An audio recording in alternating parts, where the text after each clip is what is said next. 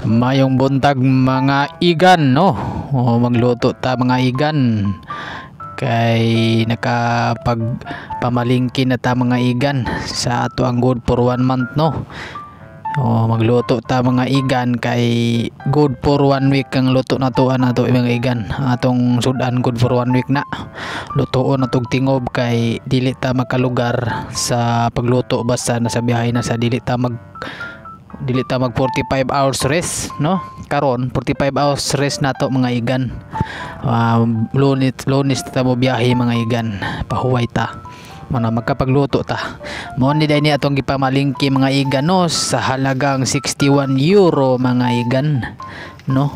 Mo ni atong napalit. Lahi ra gyud kaayo sa Germany ug sa Poland mga igan, no? Ang 61 euro sa Poland mga igan, perti na naghanay imong mapalit.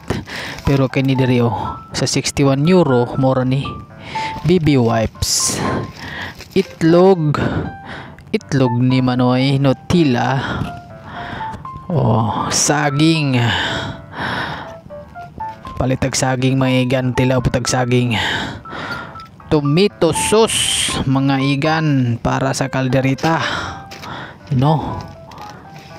Palitag itlog mga igan para dali ba nga lutuon sa umaga, buntag. Karne baka, karning baboy, manok, good for isang buwan na yan mga igan. Sulod-sulod ka bulan, lipo na mahurot. Sa piso na mga igan, sa 61 euros, 3,000 ang kantidad anak mga igan, no? So di na mahurot na to mga igan, o kita lang pagkauno, no? Kita ra may makahon. Balatong, palitag balatong mga igan kay mag-adobo ta. Adobo sa gulan og baboy, pork adobo with balatong. Mo na mga igan atong napalit sa 61 euro. Dagko kay ilang talong mga igan, tanawan na ilang mga talong. Liwat pod silang talong, stilan. Natanawi lang mga talong. Dagko kay mga igan, mo na itong napalit sa 61 euro mga igan. Ubay-ubay na bay pod pero sa kantidad na sa piso 3,000 piso. O diara, biyahe na. Let's go mga igan. Bye bye.